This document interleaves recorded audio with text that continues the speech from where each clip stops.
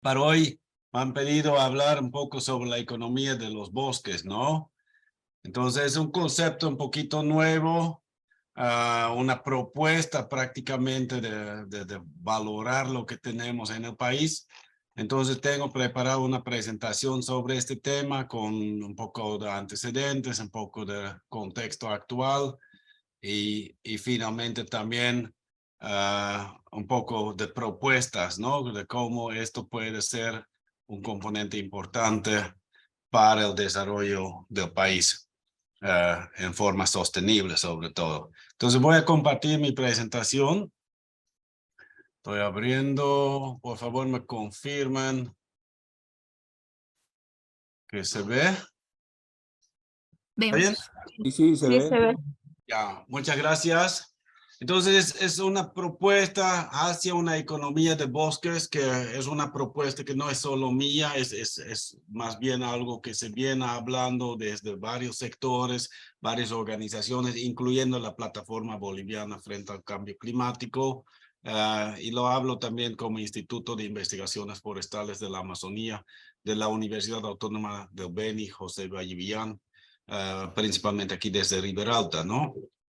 Que es donde yo estoy viviendo ya hace 20 años, donde ya soy boliviano también, por si acaso Miriam esté ya nacionalizado también. Entonces, pero ya, hablamos de Sí, gracias. Bolivia como país forestal.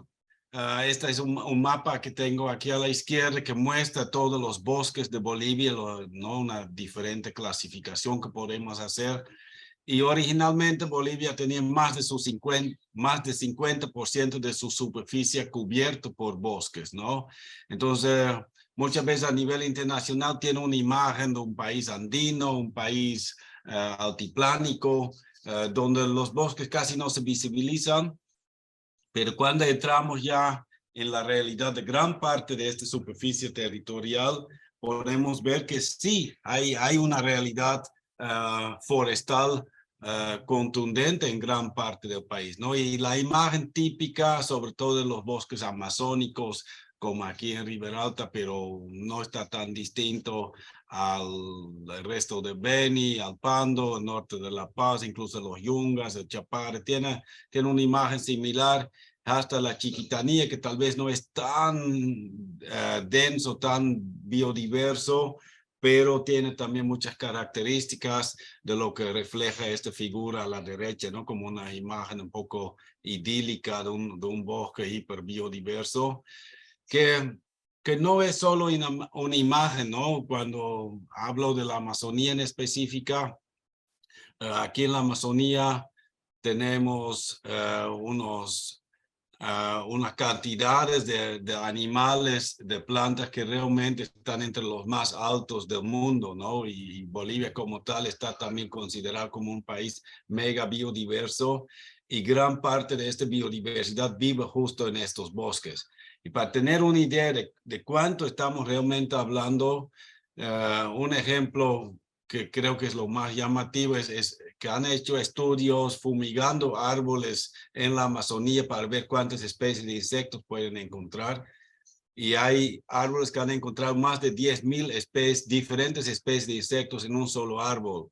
Y estamos hablando de mayor diversidad de insectos que muchos países europeos tienen en todo su territorio en un solo árbol. Entonces realmente es impresionante y creo que también es sumamente valioso, ¿no? Que esta biodiversidad nos da ingresos a través de diversos productos, pero sobre todo nos genera una serie de beneficios ecosistémicos, ¿no? Lo que también se conoce como los servicios ambientales, ¿no? La biodiversidad de los bosques nos producen oxígeno, nos producen agua, nos producen los servicios de polinización a través de los insectos que viven en este bosque y tantas cosas más, ¿no? Los suelos fértiles dentro del sistema de rotación de barbechos, tantas diferentes cosas que aprovechamos gracias a este bosque, gracias a esta biodiversidad. Pero los bosques también ya tienen otra realidad. Una ciudad como Riberalta ya es una ciudad intermedia de más de 100,000 habitantes que ya tienen también necesidades como cualquier otro ciudad, ¿no? En infraestructura, en servicios básicos, en transporte, en todo, educación, salud y todo lo demás. Pero una realidad interesante, justo como Riberalta, hay muchas ciudades o pueblos en Bolivia que tienen una realidad muy vinculada a este bosque, ¿no? En el caso de Riberalta es principalmente la castaña que genera la economía, no solo de Riberalta, pero de todo el norte amazónico, un producto forestal que moviliza esta economía, ¿no? Que es el motor de la economía, que es lo que genera la mayor parte de los empleos en la región, que genera los ingresos en el sector campesino indígena, hasta el 90% de sus ingresos anuales proviene de esta castaña, de este bosque, ¿no? Que se suma todavía la madera, otros frutos que están cada vez entrando en mayor importancia, como el azaí, el cacao, el majo. Entonces, es mostrar que ya hay una economía de bosques en muchas realidades que tenemos ya en el país. Pero cuando regresamos un poco en el tiempo de cómo nace esta economía de bosques también en lugares como la Amazonía boliviana, ¿no? Un poquito la imagen todavía que tenemos muchas veces de los indígenas tradicionales que vivían en los bosques de Bolivia, es como esta imagen de los Chácobo, donde lo vemos con trajes hechos de corteza, algunos arcos y flechas, pero después como que le falta civilización, digamos, ¿no? Un poco la imagen popular, que no tenían la sociedad muy desarrollada como el caso de los incas, ¿no? Esa es la imagen típica. Que no es tan cierto, ¿no? Que incluso pueblos realmente nómadas, indígenas que vivían en los bosques de Bolivia, tenían un conocimiento tremendo de este bosque, de entender en qué parte del año, dónde puedes encontrar recursos y lograban subsistir y florecer a partir de esos recursos. Creo que es un ejemplo muy interesante. O sea, ahorita en el Beni, 80% que consume el Beni es importado y solo tenemos una población de 500,000 habitantes y no podemos alimentar con esa tremenda superficie, con tantos recursos y no logramos alimentar ni a nuestra propia población. En el pasado se vivía de lo que se producía, no había ese tema de importación, ¿no? Por motivos logísticos tal vez, pero muestra que da para alimentar y hay estimaciones que en la Amazonía, en el Beni en su momento vivía tal vez hasta 2 millones de habitantes, ¿no? Y este muestra la figura a la derecha que muestra dónde están los sitios arqueológicos que se han encontrado principalmente en Brasil, donde está mucho mejor documentado sitio por sitio. Aquí en la Amazonía boliviana no es que no hay, más bien hay mayores densidades que en Brasil, solo que no están bien documentados. Pero ya podemos ver esas manchas amarillas en este mapa, toda la zona de Mojos que se conoce muy bien, que es muy amplia, además con cada vez más información de las tremendas civilizaciones que vivían allá, ¿no? Por ejemplo, este año va a salir un estudio sobre la cultura Casarabe que muestra que un sitio arqueológico que tiene 10 veces el tamaño de Tiwanaku, donde realmente había claros indicios de una jerarquía cultural, ¿no? De una civilización con jerarquía social dentro de esto y con una extensión enorme que producía incluso en zonas que ahorita no son ni inhabitadas porque no logran hacer producir esas pampas y en su momento vivían y producían allá y producían en cantidad para mantener toda esta población, ¿no? Y no es solo Mojos, también en la zona de Baure, también toda la cuenca de Madera, está también por Riberalta, se han encontrado otros sitios en la frontera con Brasil, tenemos esta figura de las geoglifas, ¿no? En el norte de Pando. Entonces, hay toda una serie de resultados que ahora están visibilizando. Aquí estoy mostrando algunas fotos de los camellones de Beni, de los lagos cuadrados, de toda una construcción de tierras en las pampas con campos elevados, diques, canales, toda una manipulación para hacer producir este ecosistema.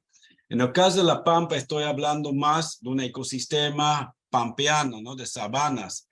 Pero cuando vemos también los geoglifos de Acre, también los sitios arqueológicos alrededor de Riberalta, nos damos cuenta que también en áreas forestales, que tal vez en su momento no siempre eran forestales, pero en algún momento también han desarrollado bosques, y que también allá había estas civilizaciones mucho más complejas de lo que muchas veces se escucha, digamos, en la historia tradicional, o lo que se escucha en los colegios, o en el concepto común, digamos, ¿no?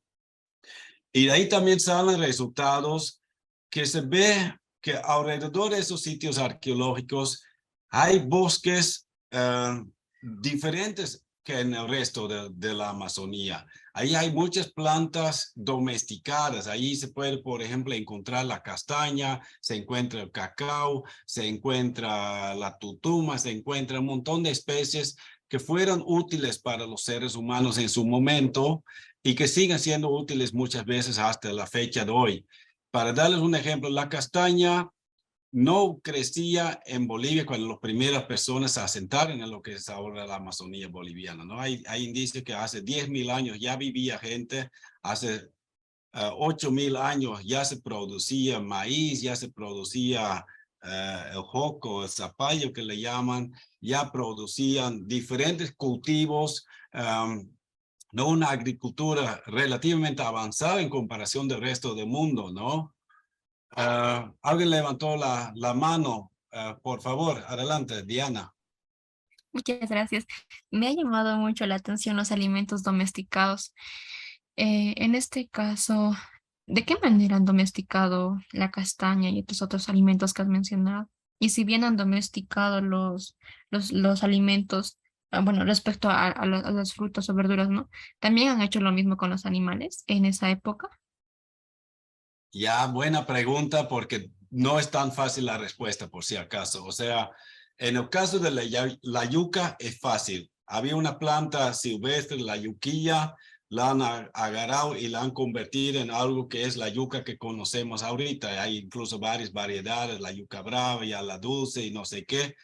Esto parece que se hizo en la frontera entre lo que es el Beni y Rondônia, más o menos. Entonces, puede ser que fue un producto diseñado en Bolivia, en la Amazonía, ¿no? Lo mismo con el zapallo, lo mismo con el cacao. No, el cacao es de la frontera entre Perú y Ecuador, pero fue traído hasta acá y la gente le empezó a valorar y empezó a aprovechar este recurso. Pues no es una domesticación como con la llama o como la papa, tal vez, que realmente ha sido un proceso bastante consciente que llega realmente a esos niveles, ¿no? En el caso de la yuca y el zapallo sí, pero en el caso de la castaña no llegó a este extremo, ¿no? No es que la castaña es un cultivo que se selecciona las semillas, se la procesa pero lo que sí se dio es que 4.000 años atrás se empezó a cultivar yuca en la región, la gente empezó a abrir sus chaquitos y allá la castaña logró establecerse, porque la castaña necesita lugares abiertos y entonces ahí puede crecer. Entonces, esta es una forma que se lo logró ya como una semi-domesticación tal vez, ¿no? Pero se empezó a jugar con la castaña, con el cacao, con el azaí, con otras plantas que son útiles, ¿no? El cusi, el motacú, tantas diferentes palmeras y plantas que tenemos en la región. Y es un poco lo que muestra la figura aquí en la derecha abajo, donde tienes una comunidad, un lugar donde se habitaba y alrededor hay manchas. Y si, por ejemplo, ahí hay una mancha de palma real, ¿no? Una palmera que crece mucho en los pantanos, en los arroyitos, la gente lo consume y lo valora, van a poder permitir que este palma real aparece más y que lo cuidan porque está ahí. Entonces, un proceso de cuidado, de atención, que le voy a mostrar más adelante algunas imágenes más claras, donde al final no estás domesticando tanto la especie como tal, pero sí el bosque, la vegetación le estás manipulando. Y para darles una idea de qué extremos ha llegado esto, es que hemos tenido estudios donde mostramos que en las zonas arqueológicas de Trinidad, del sur de Beni, hasta 70% de las plantas que crecen directas inmediaciones de estos sitios arqueológicos son plantas útiles. En un bosque natural este llega a 5 o 10%, pero allá en Trinidad es 70%, donde más plantas útiles hay. Entonces, no es un bosque natural, no es una selva virgen que estamos mirando, pero es la reliquia de una vegetación que fue manejado por el ser humano, que fue manipulado a su favor. Entonces, eso es lo que se refiere con la domesticación del bosque, el bosque domesticado. Y claro, esto fue en tiempos precolombinos, ¿no? Estoy hablando de hace 10.000 años que se empezaron a asentar la gente en la Amazonía, hace 4.000 años que ya realmente arranca la agricultura con yuca y que también traen esas especies como la castaña. Y este continúa más o menos hasta cuando llegan los primeros españoles, ¿no? Este gráfico que tenemos a la derecha abajo es una figura que sale de Colombia, pero que muestra que una vez que llegan los europeos, hay un tremendo colapso poblacional en la Amazonía, en la población indígena, no tanto porque los españoles están conquistando, están matando, pero porque traen consigo enfermedades como la viruela, que llega también en Bolivia a la Amazonía, aunque los españoles nunca llegaron en lugares como Cobija o Ribera Alta, ¿no? Nunca llegaron al norte amazónico, todavía era tierra incógnita en su momento, pero ya las enfermedades llegaron, ya sea por el Inca que huyó o otro pueblo indígena que trató de escapar o simplemente por el aire, por el agua, pero se enfermó la gente y la población se cayó en 90-95%, son las estimaciones típicas para grandes partes de Sudamérica, ¿no? Entonces te puedes imaginar una población que tenía estos terraplenes, esos canales, esos lagos para producir, todo se cayó, no había ya la sociedad jerárquica con lo que ahorita, por ejemplo, en Ribera Alta, si aparece un COVID que realmente mata el 95% de la población, ya el alcalde se muere, los concejales se mueren, el director de educación, el tema de salud. Al final lo que sobreviven son unas cuantas familias que logran escapar al monte y que viven de la pesca, de lo que pillan en el monte. Eso va a ser lo que se pilla. Y este es lo que pasó cuando ya los primeros españoles, ya 100, 200 años después, llegaron ya realmente a las tierras bajas de Bolivia, encontraron y describieron esa, además con sus ojos de colonos, con el racismo y toda la época. Entonces, describieron algo sumamente rudimentario, muy sencillo, pero claro, porque miraron solo los restos de lo que en algún momento era, ¿no? Y interesante leer, por ejemplo, un Francisco de Orellana, que era el primer español que escapó de Pizarro en Cusco en su momento y bajó por los ríos amazónicos hasta Brasil, escapándose de la venganza de Pizarro. Y sí describe grandes poblaciones. Durante días viajaba por los ríos amazónicos sin encontrar un bosque natural. Eran puros cultivos y gente por todos los lados y gente con cultivos, ¿no? Y acuérdense que en este tiempo Europa tampoco era una civilización muy avanzada, ¿no? Todavía hacían sus necesidades en la calle.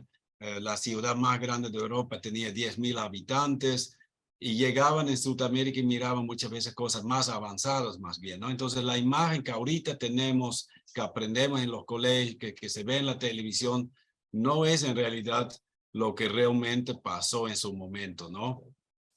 Pero ya en tiempo de república llegan de verdad los primeros externos a la Amazonía, ¿no? Seguían viviendo esos pueblos indígenas aquí en la región, pero ya en el 1895 creo que baja por primera vez un explorador, Edwin Heath se llama, que dice, oye, si podemos sacar goma desde Reyes, desde Trinidad, desde el norte de Santa Cruz, pero ya pues si el agua de Reyes se va hacia el norte, también uno debería poder viajar por allá y terminar al final también en Brasil, ¿no? Esta agua al final se va a tener que ir al Amazonas, ¿dónde más va a ir? Entonces él se atreve, contrata 2 remeros y va en una canoita y baja este río desde la frontera de La Paz, Beni, bajando, pasando por Ribera Alta. ¿no? Con algún financiamiento de algunos empresarios que ya están interesados en la goma. Y al momento que hace esto, realmente abre los ojos, se ve que hay grandes gomales y en menos de 3 años ya se están distribuyendo este bosque amazónico de Bolivia entre algunos patrones que, ¿no? Algunos empresarios de Santa Cruz, de La Paz, de otras partes del país, incluso extranjeros, que vienen y que dicen, vamos a aprovechar este goma. Y este montos que muestra a la izquierda en el cuadro muestra cómo desde 1895, donde la goma solo generaba 70,000 bolivianos a nivel país, hasta 1901, que ya fueron 1.261.000. Entonces, esto en unos cuantitos años, no estamos hablando de 6 años, realmente genera un cambio económico tremendo, no solo para la región, pero para el país, ¿no? Esta cantidad de ingresos ya era más de toda la plata y el estaño juntos, que en su momento era sustento del país, ¿no? Era hasta el motivo de la guerra entre Sucre y La Paz en su momento por la capitalía.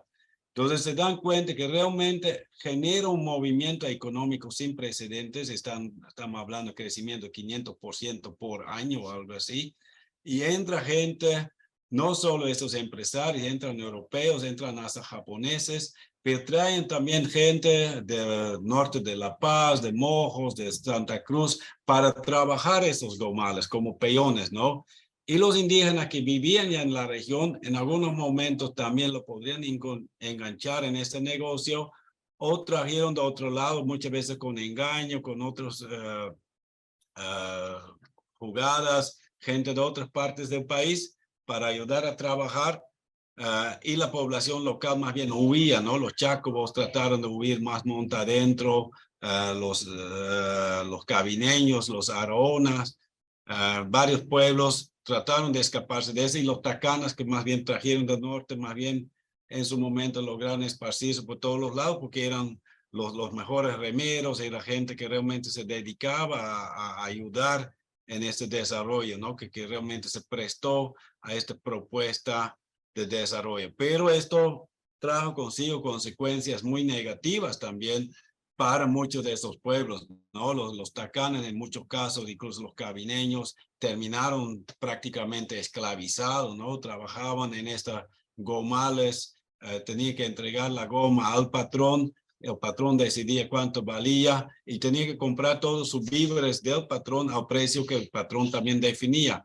Entonces era realmente un sistema bastante desigual, con incluso excesos de castigos muy exagerados, desde que le cortaban la mano de alguien que robaba, cosas que el dueño de la barraca tenía derecho a asegurar el primer hijo de las chicas que vivían allá, y hasta genocidios completos, ¿no? En algún momento el hermano de Nicolás Suárez fue matado por los carapunas, y en represalia entraron al lugar donde estas carapunas vivían, una familia extensa, digamos, que vivía por allá, que había hecho esta cosa, y lo exterminaron por completo este grupo, ¿no? Y ahora ya no hay carapuna en Bolivia, digamos, ¿no? En Brasil todavía hay, pero mire, extremos que realmente inaceptables, pero ya era una economía de goma.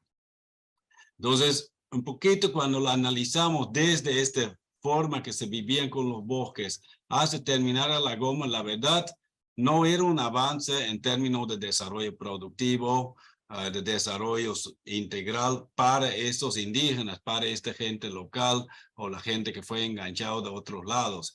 Fue interesante para el Producto Interno Bruto del país, ¿no? Hasta de los ingresos de la goma se lograba pagar a los maestros en su tiempo, ¿no?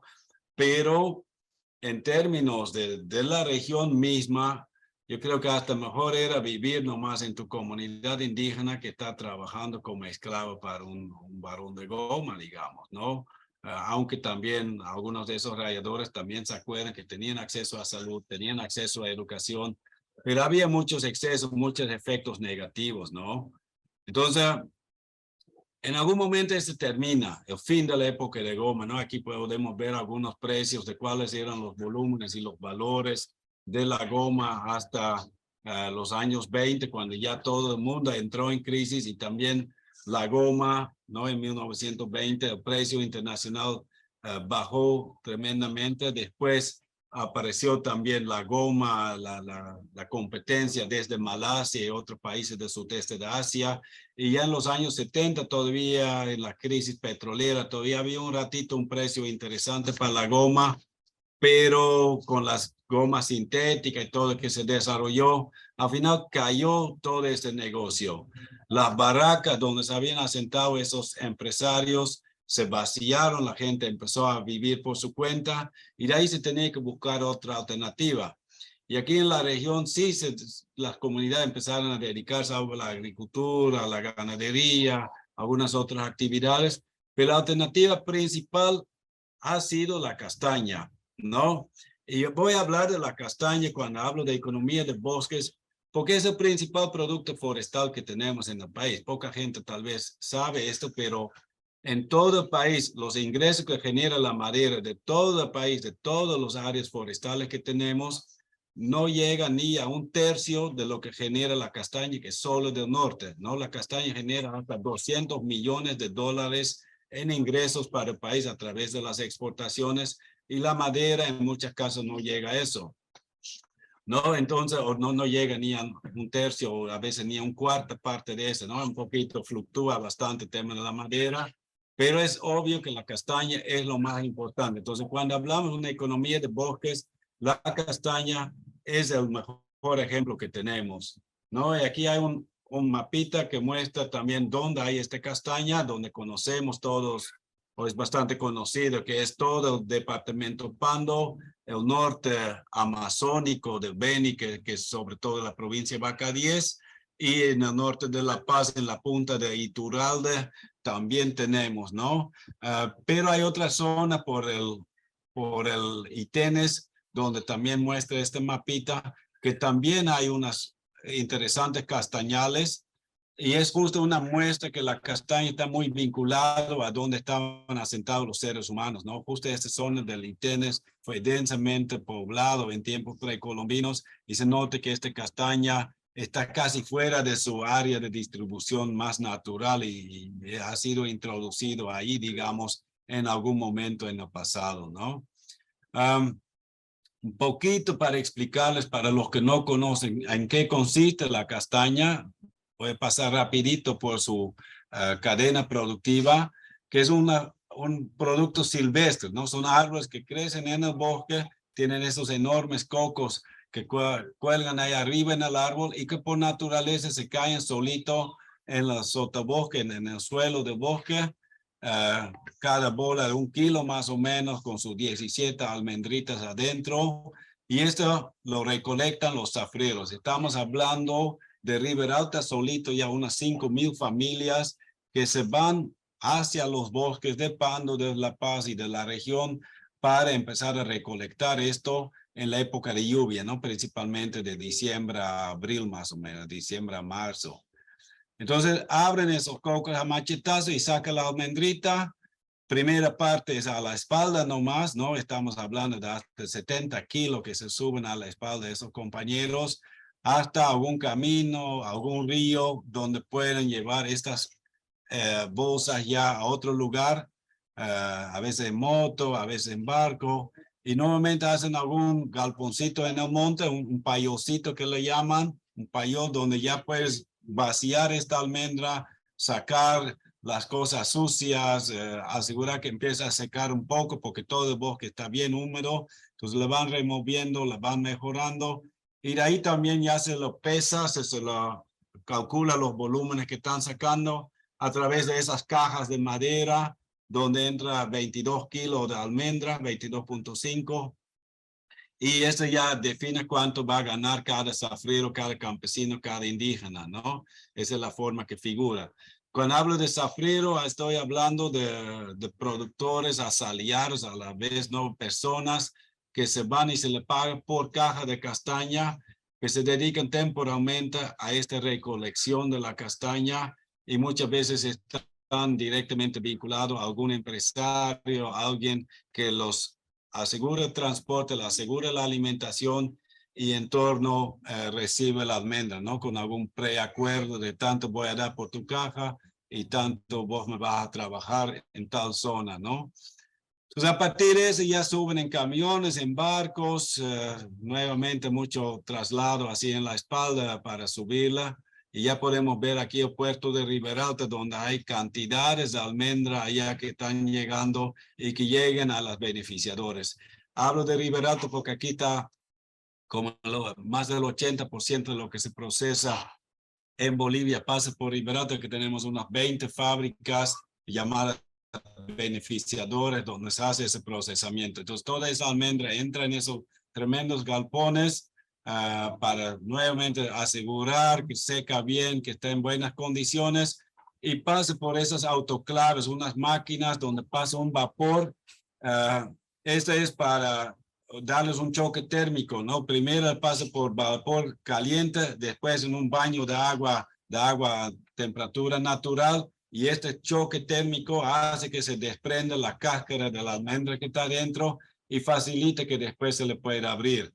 Pero antes de eso todavía pasa por una selección más minuciosa, ¿no? En los payoles, en los galpones, ya se sacó algo, pero aquí ya están analizando ya realmente todo lo que está podrido, todo lo que no debería estar, las almendras que están abiertas en el proceso, en el transporte, esas se van afuera, ¿no? Ese es desperdicio.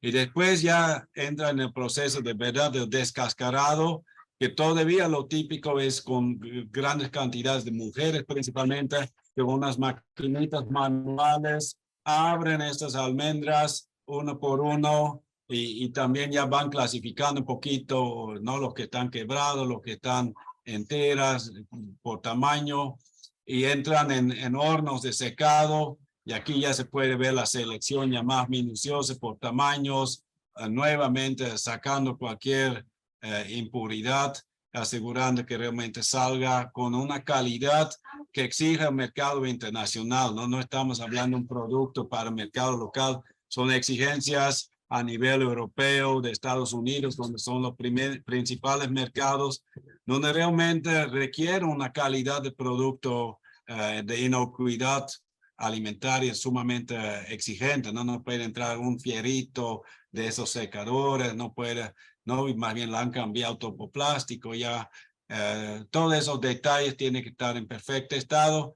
Entonces ahí se embolsa y se alista para transporte, que en la mayoría de los casos todavía pasa desde la Amazonía hasta La Paz, el Alto, y va hacia la frontera, hacia Iquique, y de allá ya en contenedores, pasa por el canal de Panamá y al final llega al mercado europeo, ¿no? O australiano, o chino, ya cada vez también en otro lado están comprando. Holanda es actualmente el principal importador de almendra y de ahí ya distribuyen para grandes partes de Europa, ¿no? Donde terminan en estas mezclas de nueces, en cereales, en barras energéticas, todo tipo de productos. Entonces ese es un proceso donde esta castaña que sale así de diferentes partes, aquí está todavía un poco los datos más específicos de dónde sale, pero lo que quería resaltar el tema económico, que realmente hay un crecimiento suave desde 17.000 toneladas hasta 25.000 toneladas, un poquito más que se ha llegado, y de ahí más o menos se está estableciendo como el volumen típico. La única excepción es la zafra de 2017, donde solamente se consiguió 14.000 toneladas, principalmente debido a factores climáticos que hizo que la producción de este producto que es silvestre no era lo mismo que otros años, ¿no? Mucha sequía, las plantas no podían producir tanto como normal y esto generó este impacto en términos de volúmenes, pero también entonces fuertes impactos económicos, ¿no? Entonces ahí estamos viendo ya algo que está empezando a afectar también a nuestros bosques, ¿no? Hay muchos problemas por el cambio climático en términos de la producción agrícola y pecuaria en todo el país, pero también el bosque está afectado ya y hay mapas que muestran realmente como una sequía en el bosque no solo te afecta tu producción de este año, pero puede tardar años para que el bosque otra vez se recupere y la producción otra vez vuelva a normalidad de especies como la castaña, ¿no? O sea, no tienes mucha posibilidad de aumentarle un poquito de nutrientes o echarle más agua, como en un cultivo agrícola tal vez, ¿no? Realmente dependes de la naturaleza, entonces probablemente es hasta más vulnerable, ¿no?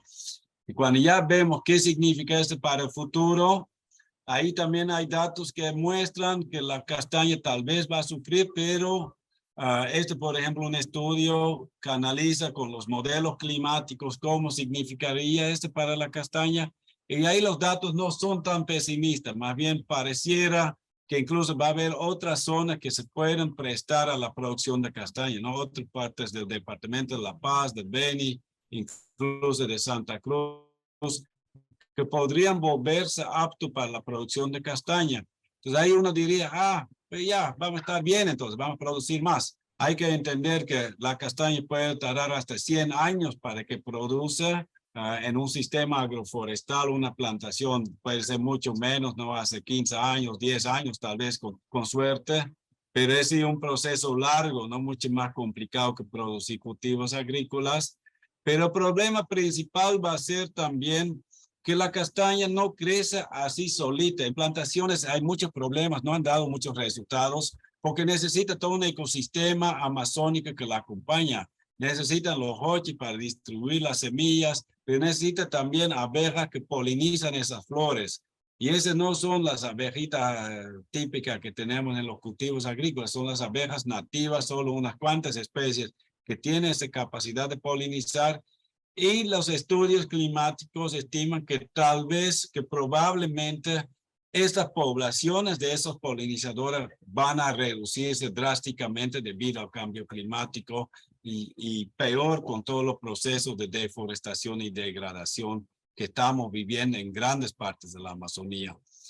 Entonces ahí quiero entrar en esto ya, ¿ok? Aquí muestro un mapa de la Amazonía que muestra cómo ha ido avanzando la deforestación a nivel continental.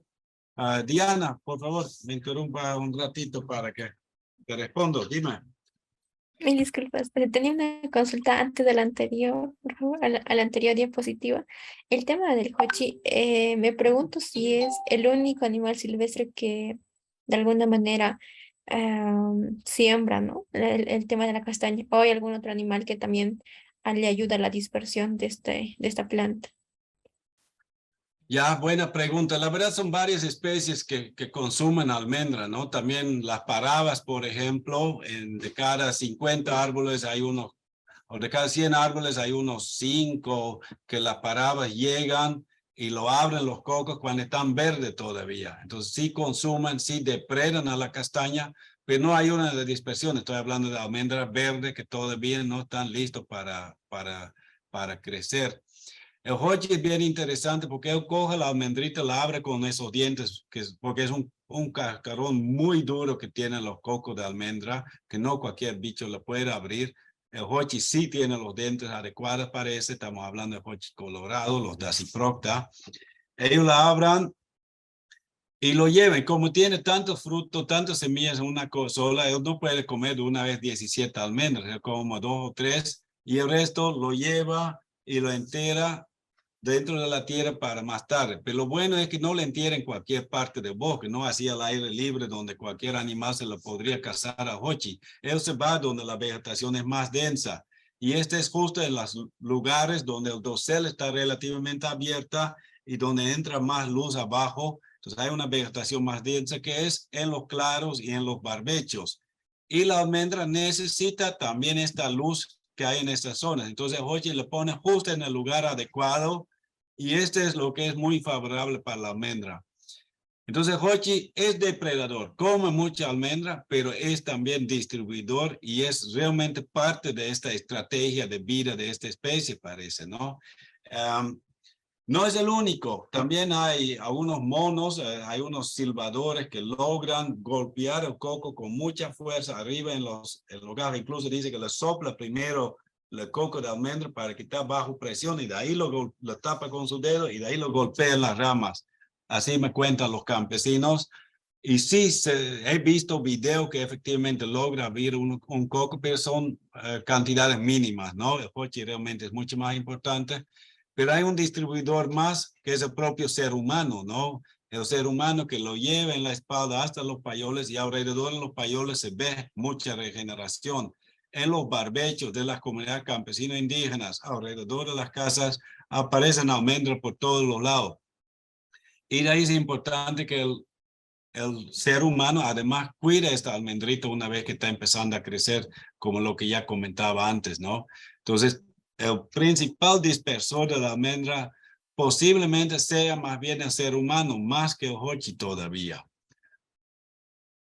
Pero volvemos a este tema de la deforestación, que se está avanzando en todo un arco de deforestación en todo el continente, en toda la Panamazonía, y donde también en Bolivia estamos entrando en este mismo esquema, ¿no? Este es Bolivia en 2001, todavía un país muy forestal, pero hasta 2019 se ve un cambio drástico que sobre todo se da en Santa Cruz, con todo lo que hemos escuchado, primero el norte integrado, la expansión al oeste, al este, pero en los últimos años también en la Chiquitanía, en el Chaco, con grandes tasas de deforestación, grandes incendios, también en las partes de los Yungas y el Chapare, pero también en la Amazonía. Ya podemos ver justo la provincia de Vaca 10 en el norte de Beni, esas manchas de Guayará-Merín, por ejemplo, que 70% del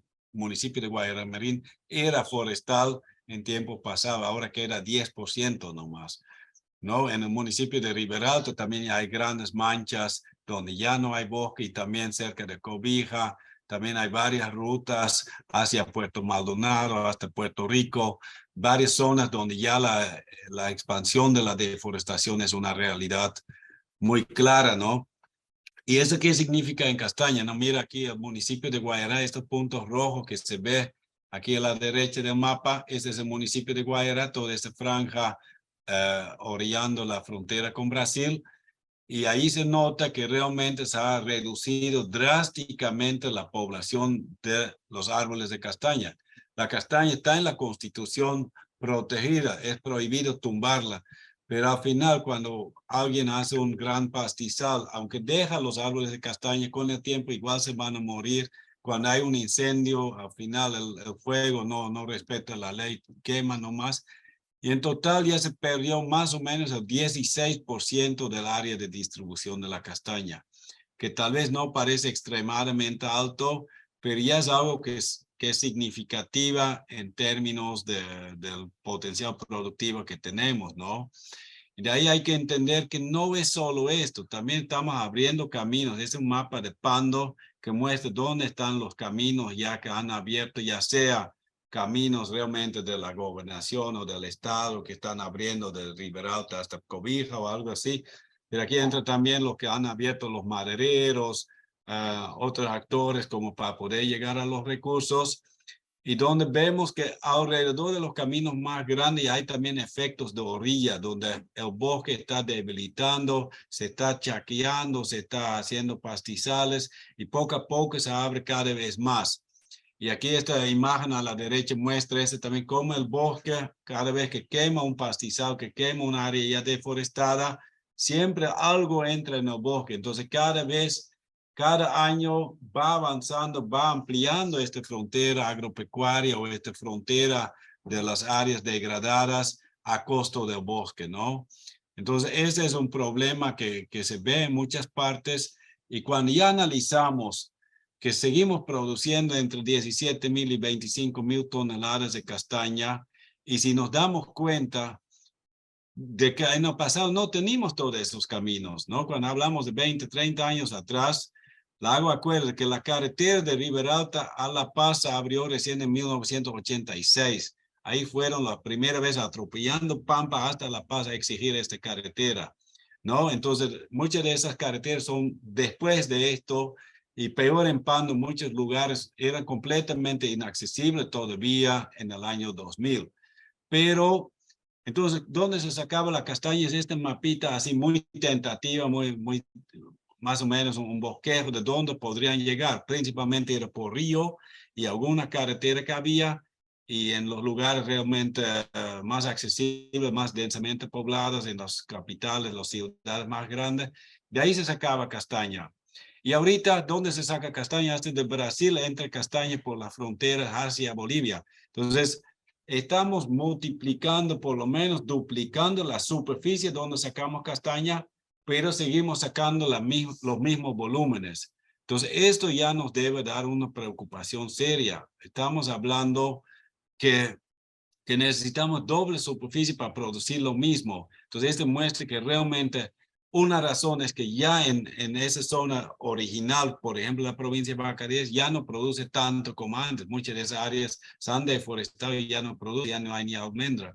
Pero incluso en zonas donde no ha entrado la gente, el bosque ya no produce como antes. Ya el mismo cambio climático, la degradación, hay indicios claros que cuando vos sacas madera, que también la castaña, es difícil sacar esta castaña a veces porque hay las copas de los árboles tumbados y no puedes llegar donde están esos cocos caídos o no puedes llegar donde el árbol de almendra, ¿no?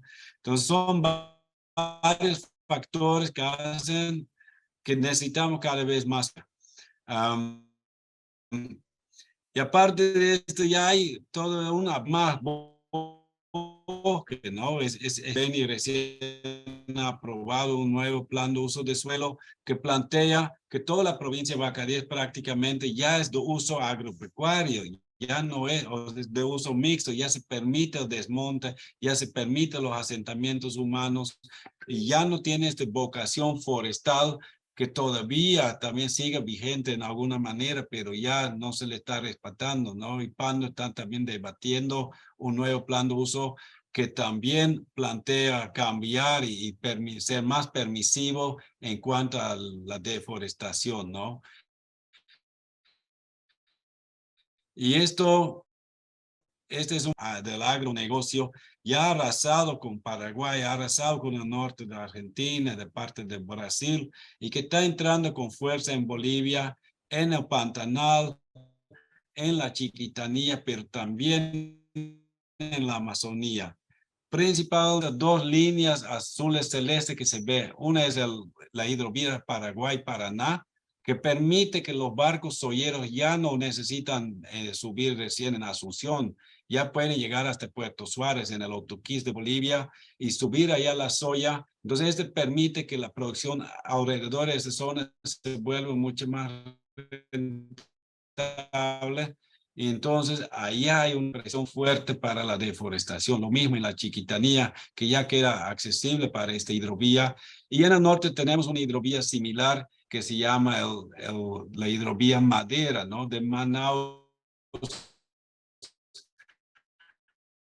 hasta Portobello ya está accesible y con dos grandes represas de Chirao y Sana exclusas y con represas adicionales en Cachuel, Esperanza y en Riberao, en el norte amazónico de Bolivia.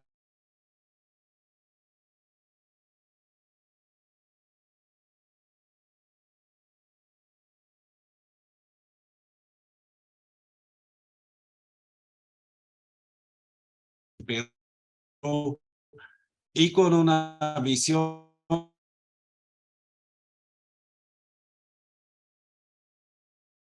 el mapa de dónde está la castaña, que muestra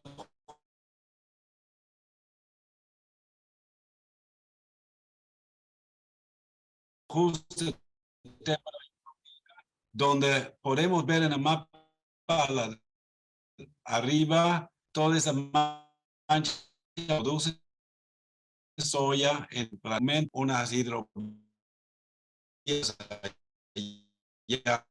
y justo en el círculo esta propuesta quemó en 2019 y 2020. Entonces, realmente muy preocupante que hay esas propuestas que no son de los gobiernos de turno como tal, son propuestas de visiones de agronegocio, de geopolítica, pero que son propuestas muy reales que afectan. Y si vemos este año, y este es extremadamente preocupante y sabemos que la Amazonía es lo que produce el agua para toda Bolivia. La Amazonía funciona como una bomba de agua que atrae el agua desde el Atlántico, los árboles lo transpiran, lo ponen en la atmósfera y eso es lo que llega a Bolivia. Todo el agua que cae en Bolivia al final viene desde la Amazonía, ¿no? Por lo menos el 95%. Entonces, hasta lo que cae en los Andes, lo que cae en los valles, lo que cae en el Chaco, viene desde la Amazonía. Pero gracias a esos árboles, tumbamos esos árboles, ya no le van a transpirar y poner otra vez en la atmósfera, se va a caer y se va a fluir hasta el Atlántico y ya era. Entonces es algo que realmente preocupa porque los modelos climáticos realmente dicen lo que va a pasar es que incluso las áreas que no son deforestadas, aquí en este mapa lo amarillo es lo que se va a deforestar hasta 2030 en este caso, y lo que es el rosado es lo que se va a morir el bosque por falta de agua, se va a convertir en pampa, se va a volver bosque seco, otro tipo de vegetación, ya no selva, ya no bosque productivo, ¿no? Ya no bosque de castaña o bosque como... Ya el agua está reduciendo, los incendios, los bosques se han vuelto mucho más vulnerables. Entonces hay unas tremendas pérdidas de biodiversidad que ya se dan en Sudamérica debido a esto, principalmente por la deforestación. Y voy a avanzar un poco. Poco pasar algunas cosas. Entonces, con todo eso que estamos viendo, que realmente la política climática en Bolivia no está funcionando. Ese es un estudio que hicimos justo con la plataforma boliviana frente al cambio climático, donde analizamos, estamos logrando cuidar nuestro bosque, estamos logrando reforestar, estamos logrando promover una producción sostenible, generar un uso sostenible de energía, de agua, la gestión de riesgos, una serie de temas. La hemos analizado y nos damos cuenta, no estamos yendo bien. A veces el discurso está bonito, a veces ya hay una que otra norma, pero en las políticas como tal está muy débil, muy lenta el avance y más bien a veces se promueve más bien que se deforeste más, que se destruye más, que el agua se gasta más. Entonces no hay un avance positivo en esto y sobre todo en datos prácticos. Ya, ¿qué pasa con nuestro bosque? Se está desapareciendo. ¿Qué pasa con el agua? Se está secando el país, se está desertificando, se está sabanizando. ¿Qué pasa con la energía? Cada vez estamos sacando más energía de fuentes no renovables como los hidrocarburos, hasta esos tremendos represas hidroeléctricas que no son sostenibles, que son hasta más destructivas que los hidrocarburos. Entonces, vemos realmente con ojos muy preocupantes estos avances y de ahí entra ya, pues, ¿qué vamos a tener que hacer? ¿No? Y ahí se nota que el principal problema es este modelo de producción que está a las promesas, a pesar de algunas leyes y algunas políticas, por debajo están otra vez permitiendo más deforestación, están perdonando las multas por los incendios, están abriendo hidrovías que van a provocar más deforestación. Entonces, no hay una coherencia entre el discurso y las necesidades de esta crisis climática que estamos viviendo y la realidad. Entonces, frente a eso tenemos que generar propuestas alternativas y ahí entra de lo que está sufriendo también las consecuencias de este mal manejo de nuestros recursos naturales, pero donde podemos ver hay opciones y justo la castaña es una alternativa viable, genera 200 millones de dólares por año, es un motor económico de toda una región, la principal fuente de ingresos, la principal fuente de empleo para toda una región entera y después de los productos tradicionales, mineras, petroleras de Bolivia, después de la soya es el principal producto, ¿no? El segundo producto no tradicional en términos de exportaciones. Entonces muestra que se puede hacer una economía basada en el bosque. Entonces ese es el primer paso.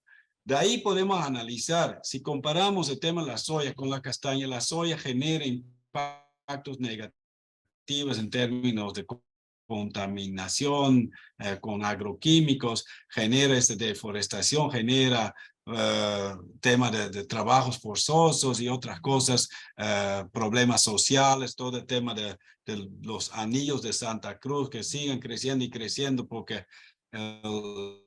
todo el campo está quedando para unos cuantos productores nomás.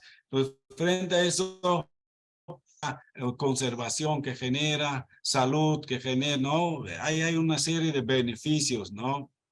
Entonces, esta es una propuesta clave. Tenemos que generar una economía de bosques con estos criterios, con estos enfoques integrales, donde tenemos múltiples beneficios, ¿no? Y ya la realidad en la Amazonía es más del 50% de los ingresos de las familias que viven en la... Tenemos que fomentar y aparte de la castaña tenemos pues muchas otras opciones, no está la madera que si lo manejas bien con planes de manejo, bien planificado, con técnicamente bien respaldado, se puede. Lastimosamente hay mucha madera ilegal en las otras instituciones para permitir que se saque madera fuera de la norma vigente, no por uso y costumbre, por uso familiar, le dicen, y sacan hasta el último semillero que la dejaron en el marco de la normativa. Pero también hay cosas positivas. En Bolivia ya se está construyendo toda una propuesta alternativa al aprovechamiento de recursos de los frutos amazónicos, por ejemplo, ¿no? Donde conoce ya el azaí, el majo, el cacao, pero donde hay un sinfín de otros productos, ¿no? De camu camu, palma real, motacú, acerol, acinini,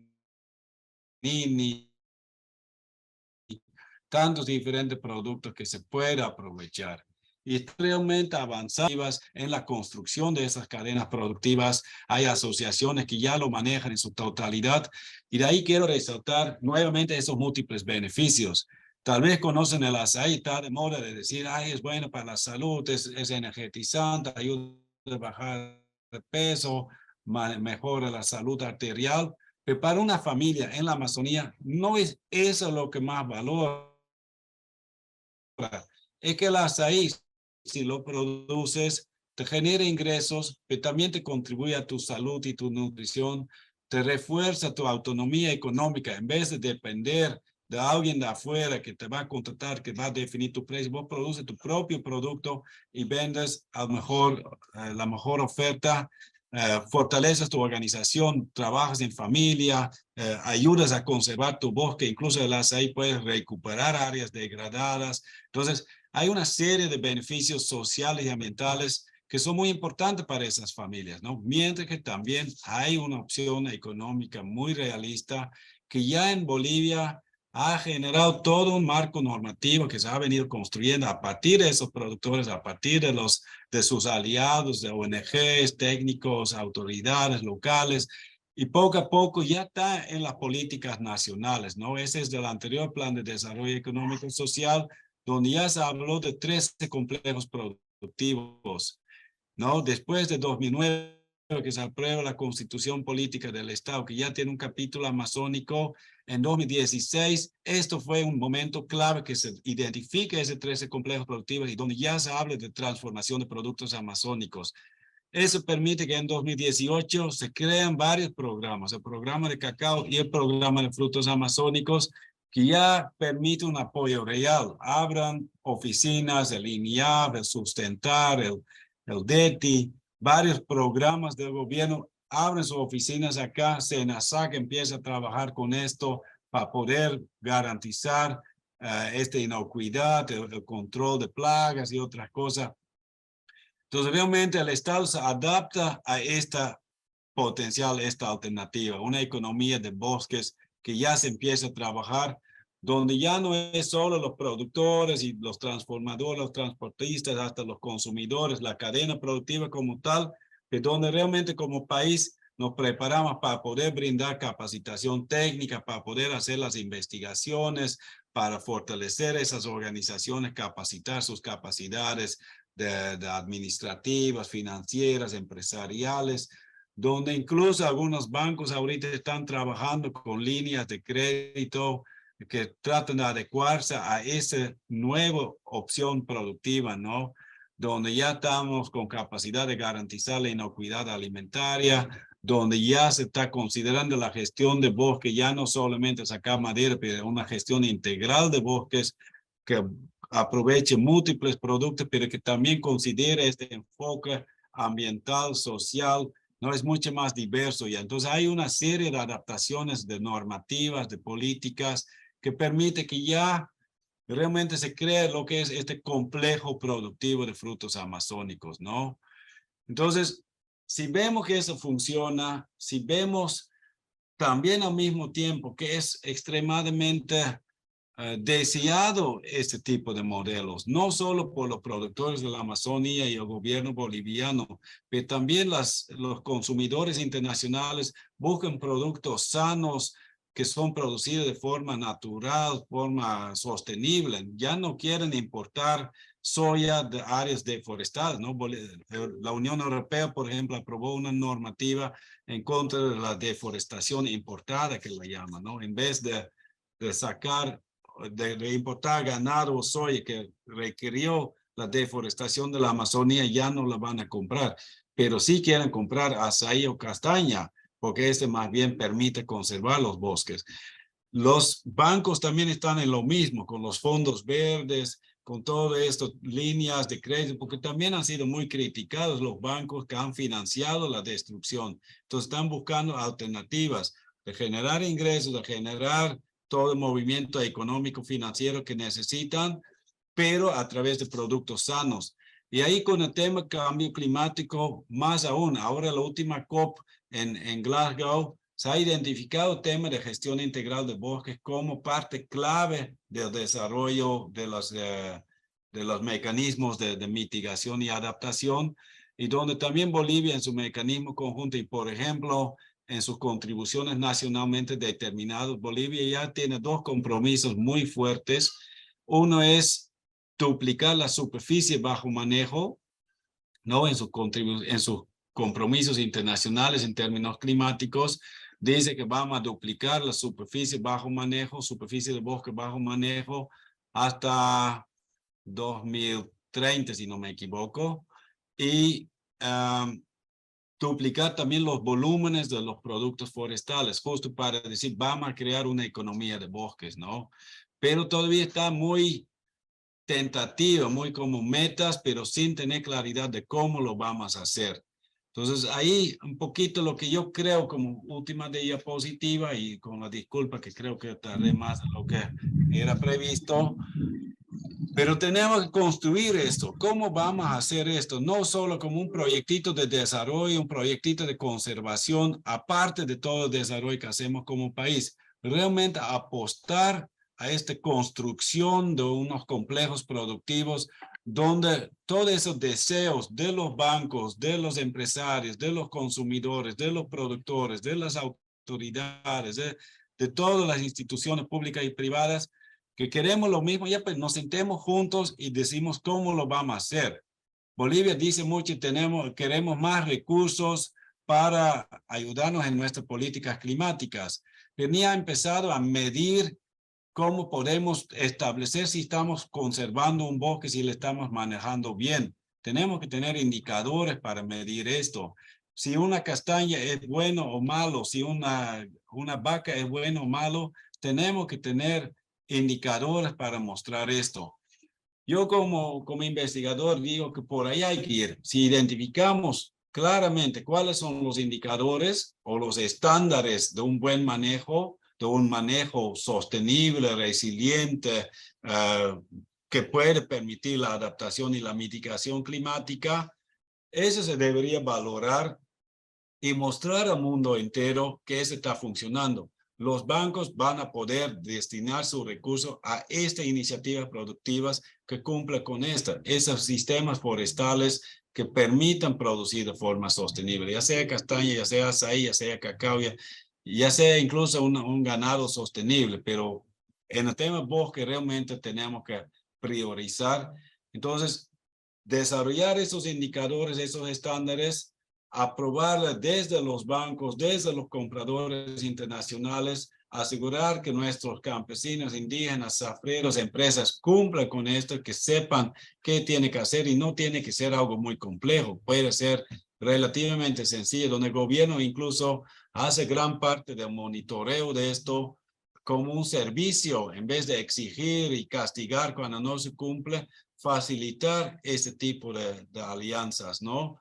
Y una vez que se construyen las alianzas, ya empieza a fluir otros flujos económicos hacia el bosque, recursos de los fondos verdes, de los mecanismos de cambio climático, del mismo recursos del Estado, porque no tiene sentido que por un lado el Estado financia la deforestación y más allá están tratando de proyectar sus proyectitos para reforestación. De una vez financiamos las actividades sostenibles, ¿no? Entonces, esta es la propuesta en que quería terminar, como una propuesta de economía de bosques donde todos los actores juntos construimos una propuesta de desarrollo productivo que no solamente son proyectitos aislados del gobierno, pero que realmente cuentan con toda esta participación a nivel internacional, del sector privado, de los sectores sociales, de los bancos y todo, para realmente se vuelva una economía real, significativa, que permita contrarrestar esta presión económica para la destrucción. No tenemos que generar una presión económica contraria. Entonces, una vez que logramos reconocer la gestión integral del bosque, podemos incluirla en cosas como el mecanismo conjunto y de ahí podemos acceder a adicionales créditos y otros fondos para avanzar. Entonces, esto era mi intervención. Espero que se ha podido entender y por favor me avisen si hay preguntas. Muchas gracias. Muchas gracias por la explicación. Tenía una consulta. Gracias, Vincent. Un segundito, por favor. Muchas gracias, Vincent, por toda esta información que nos has compartido. Previamente, antes de dar la palabra para las preguntas, fuera del cacao y el azaí que has mencionado, ¿qué otros productos también tienen esa misma potencialidad que estos dos que has mencionado? Sé que hay muchos, pero no son todos los que tienen ese potencial. Por favor, solo eso. Sí, no, allá ya fallamos, por ejemplo, porque no hacemos ni la investigación adecuada para conocer nuestro potencial. Toda la investigación que existe para calcular los potenciales de bosque sale netamente de recursos internacionales. Bolivia no invierte en eso, ni desde las universidades, ni desde el Estado. Pero para darle una idea, en azaí, tomando en cuenta cuántas plantas de azaí crecen entre Pando y Bacadíes, estamos hablando de unos 1.000 millones de bolivianos de dólares que se podría generar en exportación de estos frutos de azaí ya en pulpa, liofilizado o algo así. Estoy hablando de por lo menos 5 veces lo que genera la castaña y con el majo más estamos hablando ya 10 veces por lo menos, ¿no? Y podría ser muchísimo más si realmente aprovechamos todo este potencial que hay allá. Después tenemos muchísimas otras especies. Ahorita están hablando del biodiesel, por ejemplo. Ahí quieren introducir palma aceitera de la africana. Cuando tenemos tanta diversidad de palmeras, tenemos enormes manchas de cusi, de palma real, de motacú. En Pando hay una palmera que se llama paya, que tienen casi monocultivos de paya, unas enormes manchas en el noreste de Pando. Yo hice unos cálculos y creo que puede generar 2.000 millones de dólares en aceite si realmente aprovecháramos todo este potencial que estas palmeras tienen, ¿no? Son volúmenes que todavía uno calcula y sería una locura utilizarlo para biodiesel porque muchos de esos aceites también son interesantes para la industria cosmética, tienen otros valores más.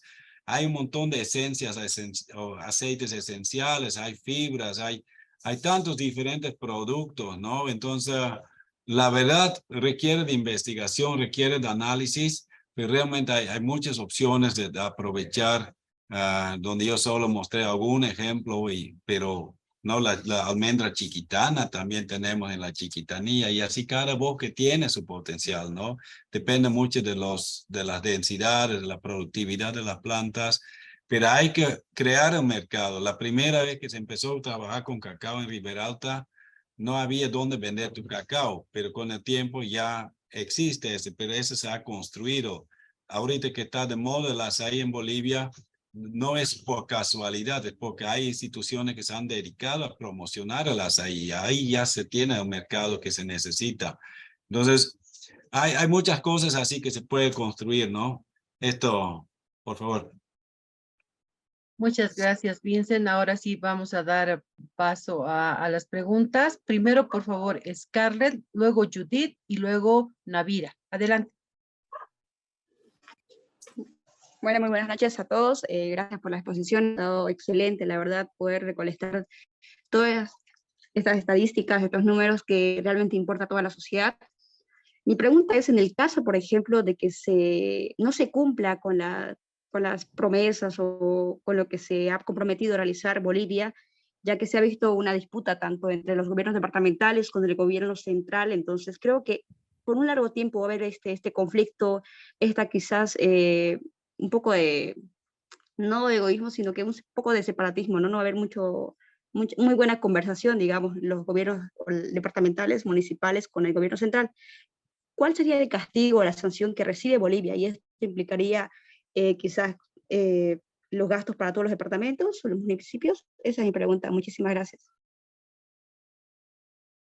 ¿Puede repetir? Disculpa. Lo voy a hacer un resumen. La pregunta. ¿Qué pasaría en el caso del incumplimiento de del incumplimiento de las propuestas que realizó Bolivia, ya que con el panorama que se está viendo ahora, o sea, hay un conflicto entre departamentales, municipales, las ETAs, gobierno central, entonces como que se ve muy negativo esto, lo del censo y todo eso, entonces no se va a ver tanto esa alianza, ¿no?, con el gobierno central. ¿Qué pasaría con él? Esa es la pregunta. Gracias.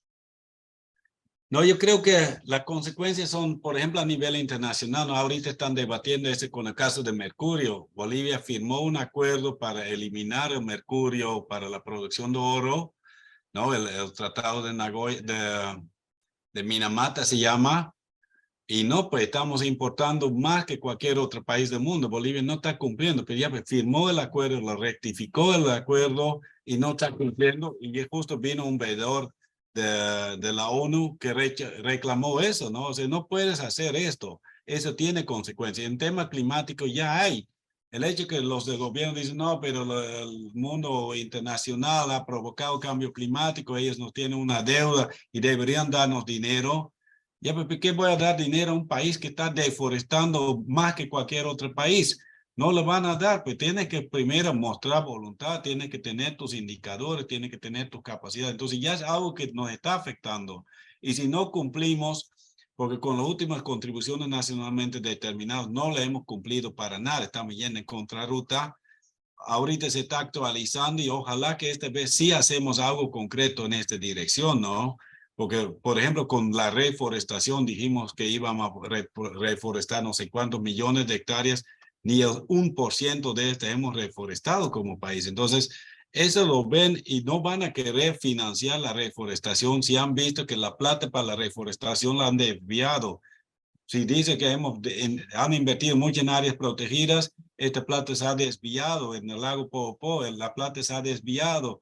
Entonces, hay mucha preocupación de esto y realmente es tiempo de cambiar esto, ¿no? Y yo creo que lo que pasa es que tenemos que cambiar esta modalidad donde nos guiamos por la presión nomás, ¿no? Ahorita los mineros hacen presión y con eso le dan permiso de entrar en las áreas protegidas. Tiene que ser pues en base de una planificación estratégica y según esos acuerdos, porque por presión ya no hay ley que aguanta, ¿no? Claro que sí, pero existiría como un resarcimiento de daños y perjuicios contra los otros estados por el incumplimiento de nuestro país. Creo que es más el tema de acceder a fondos internacionales, ya no te van a financiar, digamos, ¿no? Porque la verdad el tema climático casi ningún país cumple, ¿no? O sea, no somos lo único, pero eso internacionalmente va a tener consecuencias, Pero creo que lo que es más preocupante, que Bolivia es uno de los países más vulnerables para el cambio climático. Y si no cumplimos, lo que más van a sufrir son los propios bolivianos esas consecuencias, ¿no? No estamos salvando, mitigando el cambio climático para un favor para los gringos, es un favor para los bolivianos que se quiere hacer, ¿no?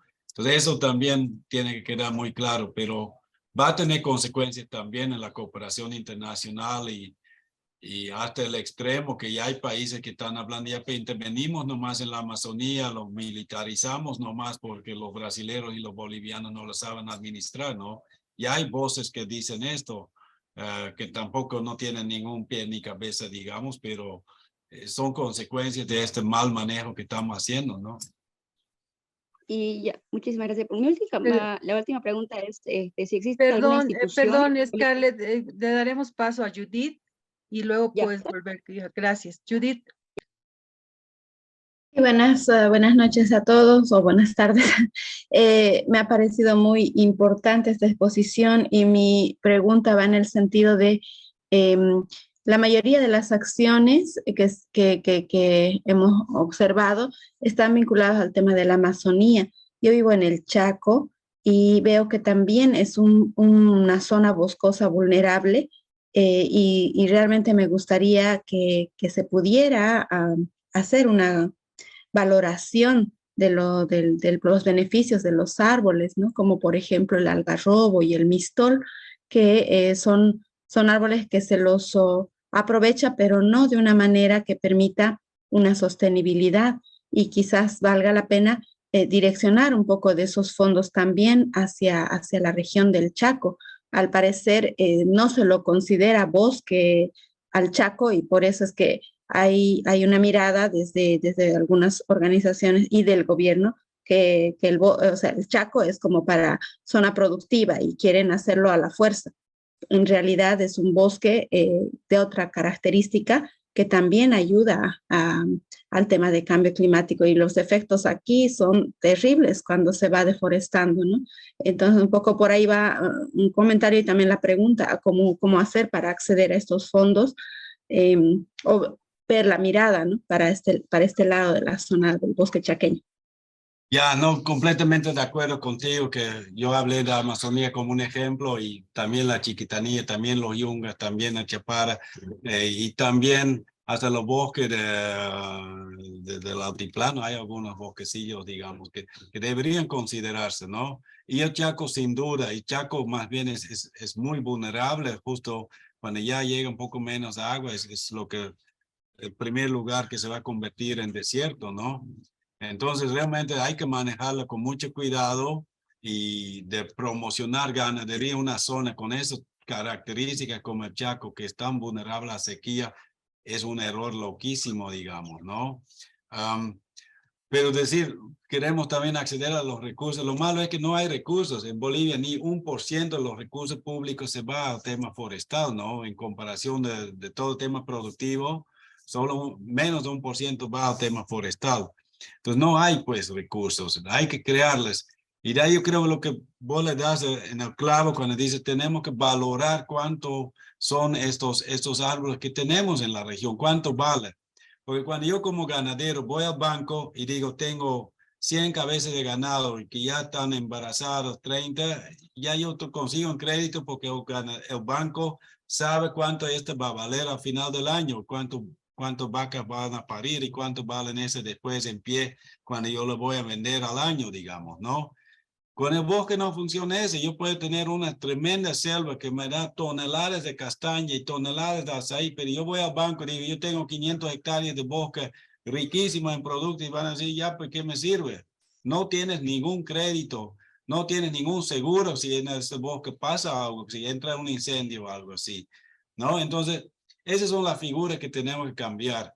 Hicimos algunas experiencias con algunos experimentos con CIPCA, ¿no? El Centro de Investigación y Promoción del Campesinado, donde calculamos ya cuánto produce un sistema agroforestal en cada año y lo puedes hacer por especie, incluso puedes generar como una curva que en tal año empieza a producir, después empieza y llega hasta un cierto nivel o va bajando. Entonces, para cada especie podrías crear una curva de su productividad y a partir de eso podrías calcular cuánto vale este árbol. Hay ciertas experiencias, pero no hay consenso, ¿no? Hay unos biólogos que dicen cuando también cuantificamos cuánto oxígeno produce y cuánto agua, cada árbol debe valer 10 millones.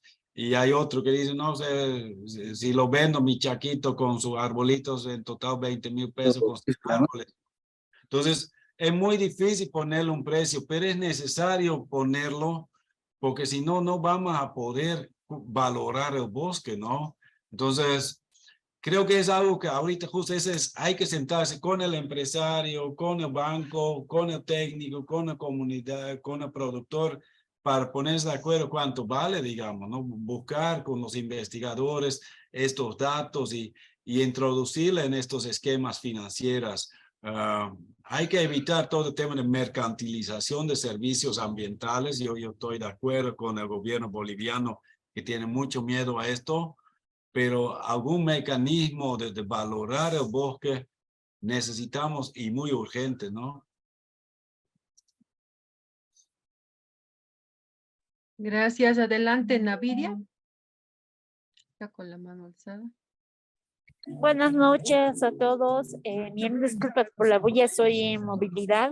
La pregunta que le quiero hacer a Vicen es, ¿cómo se puede frenar la parte de los asentamientos que hay en la parte de Santa Cruz? Y también, ¿cómo se puede fomentar la parte de cultivar árboles frutales o algo parecido aquí en La Paz, en la parte de los yungas, ya que la parte de la coca está habiendo grandes cambios directamente, ya que hace poco fui allá y sinceramente estoy viendo que ya no hay árboles frutales que habían anteriormente hace años atrás. Ya, no, yo creo que es parte de la propuesta de apostar a los bosques, no verlos ya como áreas que no sirven y hay que convertirlos en áreas productivas, que demasiadas veces es la visión de nuestras autoridades y también de las empresas. Y creo que muchos de esos asentamientos que se dan, por ejemplo, en Santa Cruz, hay parte, digamos, de gente del interior del país que quieren asentarse allá porque tienen también derecho a un pedacito de tierra, ¿no? Si en el auto tienen media hectarita ya es mucho y aquí en la Amazonía hablamos de 500 hectáreas, o sea, no le podemos mezquinar ese derecho de asentarse en su propio país. Pero muchas veces no es este el motivo de fondo. Hay muchos problemas de tráfico de tierra, que ellos están ahí como un peón en un negocio turbio, donde en realidad hacen la limpieza, el trabajo sucio, el tema de quemar las áreas y atrásito está un gran ganadero, un gran soyero que quiere adueñarse de la tierra, ¿no? Y eso no está saliendo bien a la luz porque hay demasiada gente interesada en esto. En Santa Cruz no da para criticar al sector empresarial que es responsable directamente para gran parte de esta deforestación y estos incendios, pero solo achacan a estos migrantes, esas personas que se han asentado allá, los interculturales y todo esto, que son parte del problema, pero no son muchas veces el fondo, ¿no?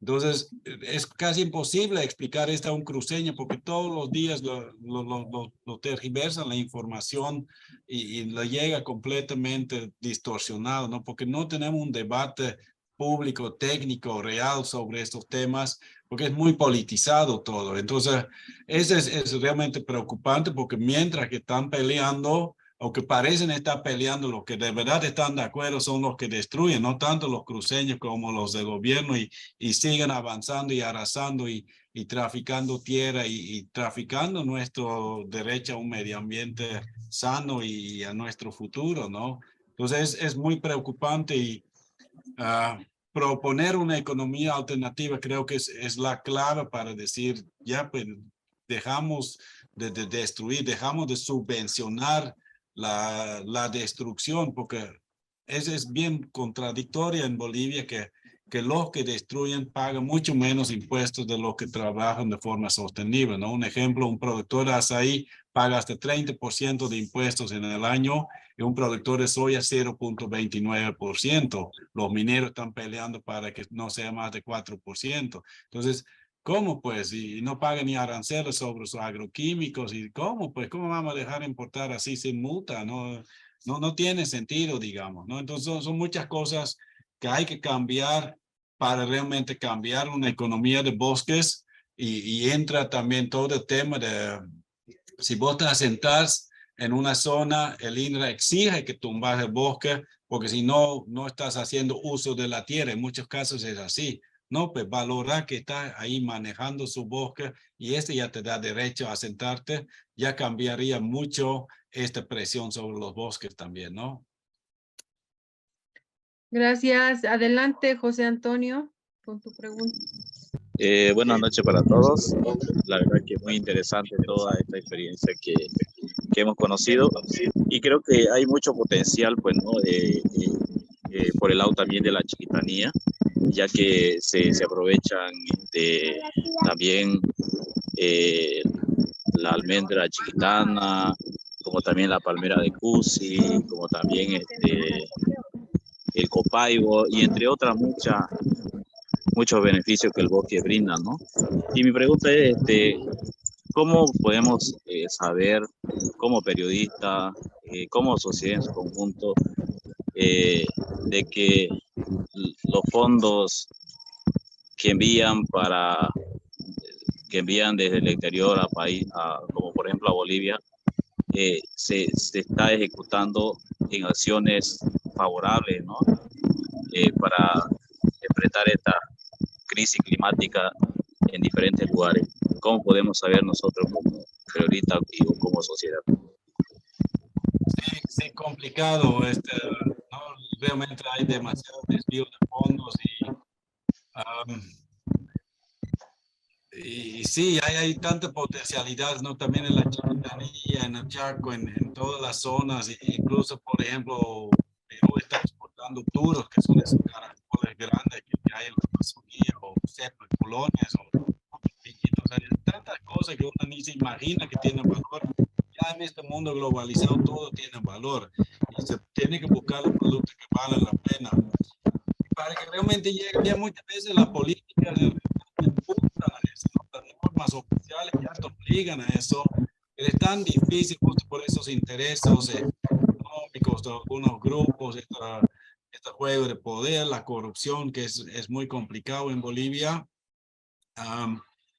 Pero para mí lo que mejor funciona es ser parte de los proyectos de desarrollo, o sea, involucrarte con las políticas, conocer las políticas y ser parte de esas plataformas, no tanto ejecutar directo el proyecto, pero si aquí, por ejemplo, los productores de frutos amazónicos han creado su federación de asociaciones y ellos como federación están acompañando todas esas políticas que se están ejecutando y son los que exigen cómo, en dónde van, cómo se destinan los recursos, ayudan a diseñarlos y hay un grupo de técnicos que acompaña eso. Y una vez que eso avanza, ya es mucho más difícil que desvíen los fondos porque están ahí constantemente participando y acompañando y garantice que realmente va donde tiene que ir y no a un empresario amigo del alcalde o algo así, ¿no? O sea, creo que por ahí es como que este trabajo en plataforma es una de las opciones más realistas de poder hacer algo, ¿no? Y eso también a nivel nacional. Ojalá que, por ejemplo, la política de bosque, la política climática, aquí son varios que son parte de este desarrollo de esas propuestas para asegurar que realmente vaya a donde tiene que ir. Así también en la ejecución de estas políticas y estas normativas deberíamos ser partícipes y cuestionar y criticar, ¿no? Y a veces llega un activismo tal vez, pero hay diferentes formas de hacerlo. La investigación de las universidades que va a dirigir a esas investigaciones, dirigir a esas políticas y no cosas aisladas, ¿no? Entonces, creo que es una construcción, una co-construcción que hay que crear donde todos somos partícipes de, y de ahí ya más difícil que entre roscas toman decisiones adversas, ¿no? Gracias. Mariana, por favor. Mariana Altamira.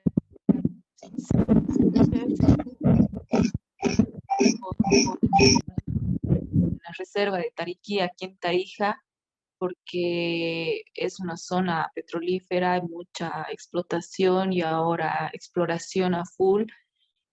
Entonces, es una reserva ecológica con un bosque importante.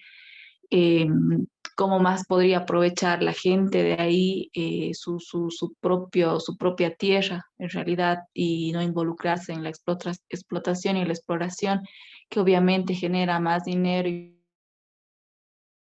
Sí, y no, más buena fácil, pero pregunta. de verdad que contamina absolutamente todo porque además de la rama. Sí, no, interesantísimo. Pues, Tariquía, pues, están pues, ya como un ejemplo de resistencia, pero luchando mucho y al final no la vas a ganar si no tienes alternativas productivas, ¿no? Lo que vemos en los Yungas o en el Chapar con el tema de la coca. Si es la mejor alternativa económica, al final apuntan a eso. Hay zonas en el altiplano, participé una vez en un curso de un diplomado sobre derechos indígenas, ahí los potosinos me decían, pucha, me interesa tu ejemplo de la Amazonía, pero ya pues mi zona es pura minería, ¿qué voy a hacer si toda la comunidad ya trabaja en minería? No me puedo oponer a la minería, digamos, ¿no? Es lo único que ya existe ya. Y realmente se vuelve muy complicado, ¿no? Y en Tariquía, si realmente el petróleo empieza a mover recursos y ya pues difícil que la gente se opone porque ya son parte de él. Con la minería en la Amazonía está pasando eso también, como que están involucrando a los propios comunarios como parte de las cooperativas y después no se van a oponer porque están ganando recursos de eso también. Mala suerte que ya no pueden ni comer su pescado, digamos, ¿no? Y creo que lo que yo di, el ejemplo, es realmente empezar con toda esta parte histórica para mostrar que los indígenas y campesinos ancestralmente ya aprovechaban estos recursos forestales, ¿no? Ya tenían una visión forestal de aprovechar castaña y todos esos demás productos. Y por eso aquí en la región es esto que hay que promocionar, pero yo creo que hay que basarse en lo que es su potencial y lo que es también su vocación sociocultural de la gente, no solo la vocación del ecosistema, pero también de la gente, ¿no? A qué actividades ellos están acostumbrados a hacer, cómo quieren vivir y cómo promocionar algo que sea coherente con esto, ¿no? Al final, las propuestas aquí en la región han nacido de esos productores, ¿no? Algunas ONG captaron estas ideas y la han promocionado y ahorita también el gobierno está empezando a promocionar, pero la experiencia, la propuesta nace de la gente misma, ¿no? Y creo que esa es la base y no conozco todas las zonas para conocer exactamente qué se puede hacer. Y sé que en la Amazonía tenemos un lujo, digamos, que hay más opciones, pero en cada zona habrá que buscar, ¿no? Y desarrollando, como yo digo, con los aceites, ahora no es una opción todavía.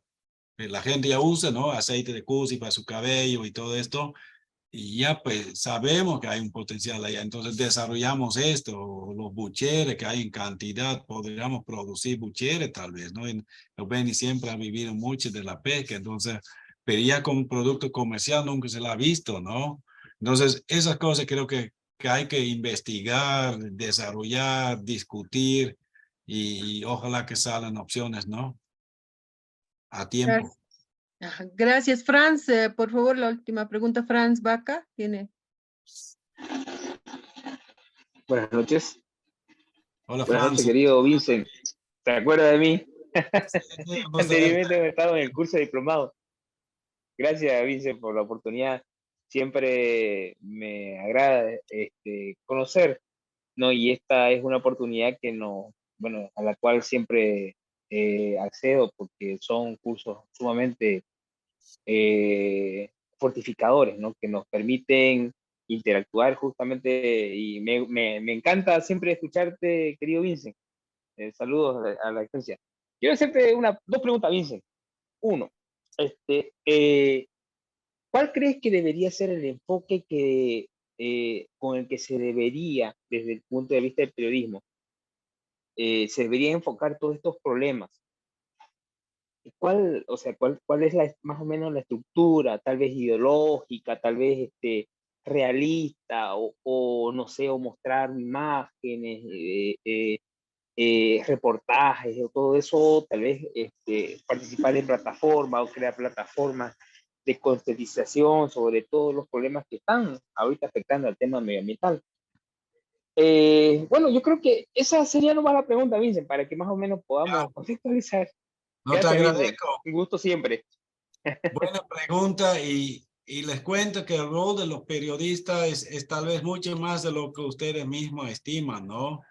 Cuando aquí se construyó este complejo productivo de frutos amazónicos, analizamos cómo se logra avanzar, cómo logramos hacer incidencia. Y de llevar un estudio científico al ministro no le va a servir. Él incluso dice así descaradamente, mira cuántos documentos tengo. ¿Será que me hace falta documentos? No le dan mucha importancia. Entonces, tener una experiencia concreta en el campo con resultados positivos, que oye, con CUSI se puede generar economía en una comunidad, o con ASAI, o con los sistemas agroforestales, o con lo que sea, es clave para poder avanzar. Tenés que tener los datos, porque sin datos no haces nada tampoco. Pero después necesitas hacer incidencia pública, hacer que esta propuestita local se vuelva una propuesta regional. Y allá entran los periodistas. Son ellos que hacen esta documentación en las comunidades, donde muestran esa iniciativa productiva, donde comparten esos datos de los investigadores y donde llega a toda la población, y hasta el ministro mira eso, digamos, ¿no? Está mirando también televisión o Facebook o algo así. Y hemos visto en varias ocasiones, o sea, primero es la prensa que da importancia, de ahí los dirigentes y los técnicos locales se empiezan a identificar. Esto es un proceso, no es una sola nota, digamos, son varias veces que tenemos que repetir y mostrar este potencial, esta propuesta, pero al final empiezan a convertirse realmente en un orgullo regional, y de ahí ya a las autoridades no le queda otra de decir, ya, pues yo también me voy a sumar a eso porque la población está exigiendo esto. Entonces, yo creo que esto me gustaría, realmente te agradezco la pregunta, más bien, no sé, que ustedes como periodistas entienden que mostrando esas cosas positivas, que sí se puede hacer las cosas bien, que esto tiene un impacto muy, muy grande en poder apoyar ese tipo de organizaciones, ¿no? Ese tipo de propuestas, esas asociaciones productivas que están luchando, que están trabajando, que a duras penas les dan importancia, de visibilizar esto y mostrar al mundo, al país y al mismo tiempo a las autoridades que son opciones reales, ¿no? Entonces, es realmente un rol muy importante.